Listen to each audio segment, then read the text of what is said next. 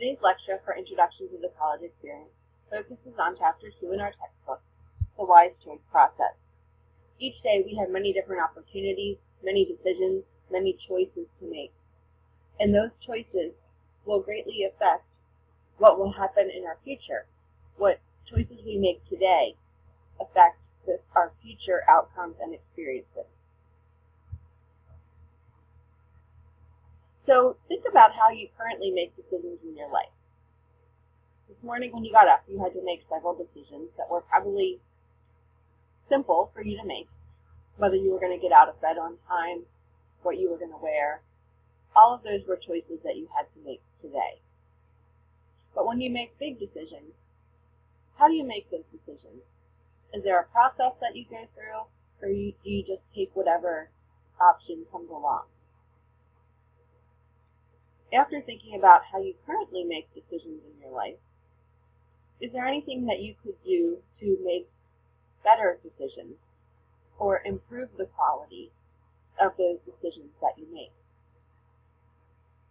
If you think that there are ways that you could improve, or you think that the quality of your decisions would benefit from an improvement, we're going to talk about the Wise Choice Process.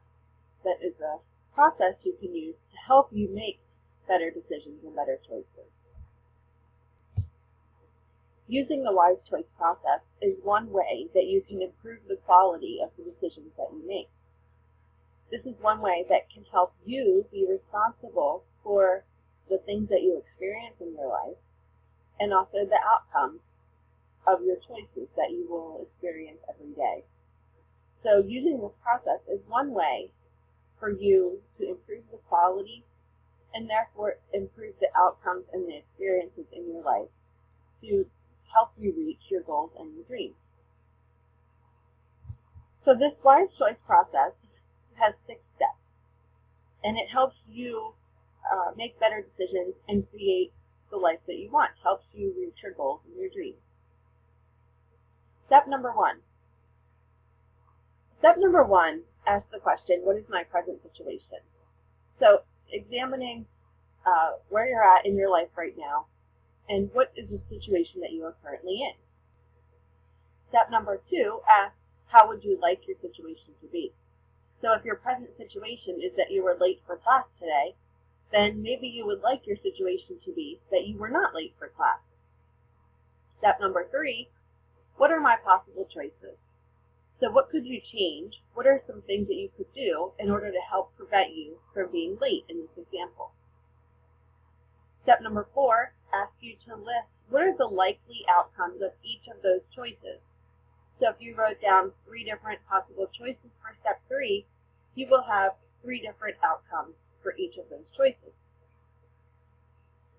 Step number 5 is asking you to commit. Commit to doing some of those possible choices.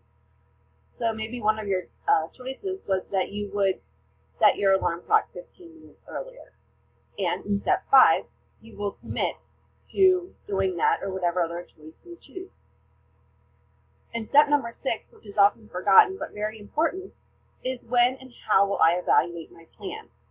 So after you identify your situation, what you want your situation to be, identify the choices and the outcomes for each choice, and then commit to a choice, you have to at some point go back and evaluate how you're doing in terms of committing to that plan. So if you're evaluating how you're doing in terms of not being late for class, maybe a week later you will evaluate, look back, and see did you arrive for class on time. And evaluate again in, say, another couple weeks and see how you're doing. If things are going well, that's great. The choice that you made has helped you to take full responsibility for your life and have better outcomes. However, if you realize in 4 weeks that it's not working out so well, it's time to go back and do this process again and see what other choices and try a different choice in order to reach your desired outcome.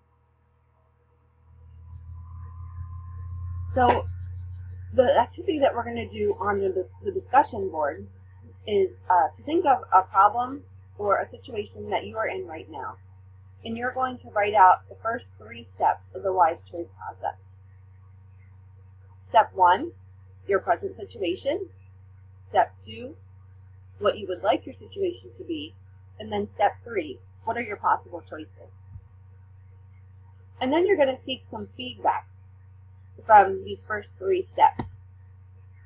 To do that, you will post your steps 1 through 3 on the discussion board for the Wise Choice process. Then you will be able to respond to at least 2 of your classmates' posts. And I want you to see if you can come up with any other possible choices for that student's step 3. Our goal is to have your classmates come up with choices that you hadn't thought of, other options. So when you were working through this process, it's best to have as many people as possible help you come up with other choices, because maybe they will think of something that you haven't thought of.